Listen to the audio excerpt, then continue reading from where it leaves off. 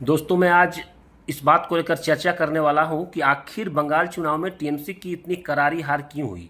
बहुत लोगों को लगता है कि बीजेपी ने वोट चोरी कर लिया, बीजेपी ने ईवीएम हैक कर दिया, या इलेक्शन कमीशन सेट होकर बीजेपी को जितवा दिया, या सेंट्रल फोर्सेस के हेल्प से बीजेपी ने जीत हासिल की। ऐसी कोई बात नहीं है। जनता ने बीजेपी को वोट दिया है क्योंकि जनता ममता बनर्जी से क्रस्त हो चुकी थी, उसकी नीतियों से, उसके गुंडे से वो परेशान हो चुके थे। ऐसा मैं इसलिए कह रहा हूं क्योंकि परसों दिन मैं हावड़ा से बेंगलुरु आ रहा था तो दुरंतो एक्सप्रेस में बैठा हुआ था। कई बंगाली फैमिलीज भी वहां पर बैठे हुए थे। मैंने सबसे बारी बारी से पूछा कि इस बार बंगाल का रिजल्ट क्या होने वाला है, तो पहले तो उन लोगों ने कुछ नहीं कहा। उन्हें लगा कि अगर टीएमसी का व्यक्ति है तो बाद में प्रॉब्लम हो सकता है, लेकिन बाद में जब पता चला कि ये व्यक्ति झारखंड से है तो वो लोग धीरे धीरे खुलने लगे और ऐसी ऐसी बातें बताई कि आश्चर्य लगा कि ऐसा भी हो सकता था और ऐसा भी होता था। एक व्यक्ति ने बताया कि चुनाव के दिन या उससे 1 या 2 दिन पहले मोहल्ला टोला या बस्ती में बमबाजी कर दिया था, बम फेंक दिए जाते थे लोगों में भय पैदा करने के लिए। अब लोगों को लगता था कि अरे भाई ये मारपीट हो रहा है या कहीं कुछ हो जाएगा, तो लोग घर से निकलते ही नहीं थे, अपने लोगों को निकलने ही नहीं देते थे। और इसका फायदा क्या होता था कि टीएमसी के लोग जाकर पोलिंग बूथ में पोलिंग ऑफिसर को धमका कर सारा बटन अपने टीएमसी के फेवर में वो लोग दबा देते थे। और पोलिंग ऑफिसर क्या करेगा, क्योंकि उसको बाद में वहीं रहना है, या तो टीएमसी का आदमी है या तो फिर अगर नहीं भी है तो वो जानता है कि चुनाव के बाद तो हमको यहीं रहना है। तो उसे कहा जाता था कि सिग्नल दो भाई, सिग्नल दो, और यहाँ पर एक एक लाइन से बटन को वो लोग दबाता रहता था। 10 वोट टीएमसी को देता था, एक आध वोट दूसरी पार्टियों को देता था, और इस प्रकार चुनावी रिजल्ट पूरी तरह से अपने फेवर में कर लेता था, यानी वोट चोरी होती थी।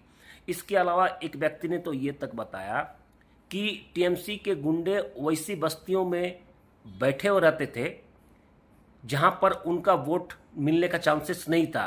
लोग निकलने से उसके साथ मारपीट करते थे, उनका कोई वीडियो नहीं बना सकता था, जो वीडियो बनाता था उसको मारपीट की जाती थी। कहीं पुलिस केस नहीं हो सकता था, पुलिस केस लेता ही नहीं था, पुलिस को भी डर था। इस प्रकार लोग वोट देने नहीं निकलते थे, और जब नहीं निकलते थे तो जाहिर सी बात है कि वे लोग खुद से ही जाकर वोट डाल लेते थे। इसके अलावा एक व्यक्ति ने बताया कि लोगों को यहाँ धमकाया जाता है कि अगर टीएमसी किसी कारण से हार गई तो आप लोगों के घर में आग लगा दी जाएगी, पानी का कनेक्शन काट दिया जाएगा, बिजली का कनेक्शन काट दिया जाएगा। और ऐसा होता था, वो लोग करके दिखाता भी था। कनेक्शन कटने के बाद वो लोग कनेक्शन को जुड़वाने के लिए टीएमसी के ऑफिस जाते थे, हाथ पैर जोड़ते थे, तब जाके उनका पानी और बिजली का कनेक्शन मिलता था। ये हालात था। इसके अलावा काउंटिंग के दिन अगर उन लोगों को लगता था कि यहाँ पर हमें वोट कम मिला है, तो वोट कम कैसे मिलता था ये भी सुनिए। जैसे अगर आपको लगता है कि लोग जब डर के निकलते नहीं तो वोट मिलता कैसे था ना, ऐसे भी बंगाल में कुछ चालाक लोग थे जो हमेशा दीदी दीदी करते थे कि मैं दीदी को वोट देने जा रहा हूँ, दीदी जिंदाबाद, लेकिन वहाँ जाकर वो बीजेपी को वोट कर देते थे। इसके चलते कई बार बीजेपी को भी अच्छा वोट मिल जाता था। तो वैसी स्थिति में काउंटिंग के दिन घपला करते थे वो लोग, क्योंकि काउंटिंग में सारे लोग उनके बैठते थे, इसलिए जैसे लगता था कि नहीं अब कम होने वाला है या कम हो जा रहा हमारा वोट, तो काउंटिंग में गड़बड़ी करके जीत जाते थे। याद कीजिए 2021 में बीजेपी एकाएक काफ़ी बढ़ गई थी, लेकिन उसके तुरंत बाद बीजेपी को काफ़ी कम कर दिया गया और 77 सीट में बीजेपी सिमट गया। बीजेपी 2021 में काफ़ी वोट पा चुकी थी, जीतता या ना जीतता अलग मैटर था, लेकिन कम से कम 77 या 77 सीट नहीं आता। बीजेपी का सीट 100 से ऊपर आने वाला था, लेकिन टीएमसी ने काउंटिंग में गड़बड़ी करके 2021 को जीता। और ये सारी बातें बीजेपी को मालूम पड़ चुकी थी। अमित शाह हो, मोदी हो, या बीजेपी के थिंक टैंकर हो, इन लोग को मालूम चल गया था कि आखिर 2021 में हमारी हार हुई तो हुई कैसे। यही कारण है कि इस बार उन लोगों ने कोई गलतियां नहीं छोड़ी। सबसे पहले क्या किया कि राष्ट्रपति शासन भले ही नहीं लगाया, लेकिन आप देखेंगे कि चुनाव राष्ट्रपति शासन की तरह ही हुआ। टोटल सेंट्रल फोर्स के अंडर में बंगाल का चुनाव हुआ।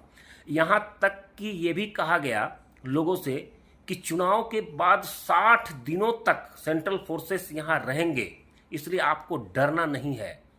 आपका अगर घर जला दिया जाएगा, पानी के कनेक्शन काट दिए जाएंगे, आपके साथ मारपीट किया जाएगा, तो सेंट्रल फोर्सेस, सेंट्रल गवर्नमेंट आपके साथ है। लोगों में एक विश्वास पैदा हो गया कि निकलिए, आपके साथ सेंट्रल फोर्सेस है, केंद्र सरकार आपके साथ है। इस कारण देखिएगा इस बार कहीं भी जो गुंडे बैठे हुए रहते थे मोहल्ला टोला में टीएमसी के, या बमबाजी होता था, ये सारा चीज़ नहीं हो पाया, लोग छूट के बाहर निकले। दूसरा, एसआईआर से एक बहुत बड़ा काम हो गया। एसआईआर में कुछ ऐसे लोग थे जो सचमुच घुसपैठिए थे और बांग्लादेशी थे, और वो टोटल वोट टीएमसी को जाता था। इस बार उनके नाम काट दिए गए, तो वो वोट इन्हें मिला नहीं। अब जो गिनती में काउंटिंग के दिन जो परेशानी करता था, उसमें इस बार क्या किया, सेंट्रल ऑब्जर्वर लगा दिया गया कि काउंटिंग सेंट्रल ऑब्जर्वर के देख रेख में होगा, जिसको लेकर ममता बनर्जी सुप्रीम कोर्ट भी गई थी। सुप्रीम कोर्ट लास्ट में नहीं माना कि नहीं, चुनाव आयोग जो कहेगा अभी वही होगा। यानी किसी भी तरह से इस बार ममता बनर्जी का कोई चाल नहीं चला, और पब्लिक ने बीजेपी को वोट दिया है। वो क्रस्त थी।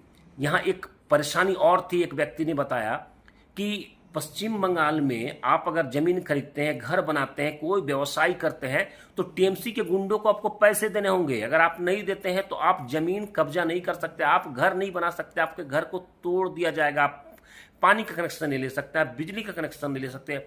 अब जरा सोचिए क्या स्थिति थी। और मुस्लिम तुष्टीकरण तो मत पूछिए, यहां पर उन लोगों के दिमाग में था कि 30 से 32% मुस्लिम वोटर है पश्चिम बंगाल में, और वो वोट तो मेरा है। तो अब सोचिए, चुनाव जीतने के लिए 50-51% वोट आपको चाहिए, 32% वोट तो आपके पास ऐसे ही है, पहले से है, जो आपको मिलना तय है, और 16-17% वोट आपको तैयार करना है। और वो अब चाहे लूट कर हो, छीन कर हो, चाहे किन्हीं को बहला फुसला कर हो। तो इस प्रकार ममता बनर्जी या टीएमसी जो चुनाव, शुरुआत जो चुनाव हुआ था वो ठीक से जीती थी ममता बनर्जी, लेकिन बाद में जो 2016 का चुनाव था, 2021 का चुनाव था, ममता बनर्जी ने अपने ताकत और सिस्टम का दुरुपयोग करके इस चुनाव को जीता। आप यकीन कीजिए, ये लोगों का कहना है। आप अगर कोई व्यक्ति को लगता है कि ऐसा नहीं हो सकता, तो वैसे व्यक्ति जाके पश्चिम बंगाल के शहर में नहीं, शहर से हटकर जगहों में जाकर आप लोग सर्वे कीजिए, लोगों से पूछिए। अब तो लोग खुल के बताएंगे कि हाँ ऐसा होता था, ऐसा वो लोग करते थे। पहले तो डरते थे इसलिए बोलते नहीं थे, अब वो बोलेगा। अगर आपके कोई रिश्तेदार रहते हैं तो फोन करके पूछिए। तो इसलिए जो भी लोग बोल रहे हैं कि टीएमसी को जबरदस्ती, ममता बनर्जी को जबरदस्ती बीजेपी ने अपनी ताकत लगाकर हरा दिया, ऐसा कोई बात नहीं है। ये फील्ड सर्वे करने का जगह है, आप वहां पर जाइए, वहां अपने लोगों से पूछिए तो कि सच में पश्चिम बंगाल की स्थिति क्या थी। वो बिल्कुल क्लियर हो जाएगा कि सच में लोग त्रस्त थे, जनता परेशान हो चुकी थी, किसी के पास कोई काम धंधा, कोई रोजगार नहीं था, इलाज की समुचित व्यवस्था नहीं थी। दूर से दिखता था वो सब कि पश्चिम बंगाल भद्रलोक, कोई भद्रलोक नहीं।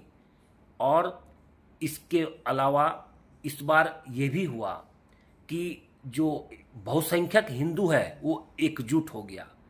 उन लोग को ये कन्विंस करने में बीजेपी सफल हो गई कि जब मुस्लिम एकजुट होकर ममता बनर्जी को वोट दे सकता है, तो आप हिंदू एकजुट क्यों नहीं हो सकते हैं। और इसके लिए आरएसएस ने पहले से प्लान किया हुआ था। सोचिए, जिस पश्चिम बंगाल में 500 शाखाएं हुआ करती थी, लगभग चुनाव से 2-3 साल पहले से मेहनत करके लगभग 4 से 5 हजार आरएसएस की शाखाएं हैं। यानी सच में मेहनत करके, लोगों को समझा बुझाकर, लोगों को कन्विंस करके, लोगों को जागरूक करके बीजेपी जीती है, ना कि वोट लूटी है। इसलिए वीडियो यदि अच्छा लगे तो इसे अधिक से अधिक शेयर करें, ताकि वैसे लोग जो कंफ्यूज रहते हैं कि नहीं बीजेपी ने वोट लूट लिया, ममता को जबरदस्ती हराया गया, उनको ये पता चल सके कि सच्चाई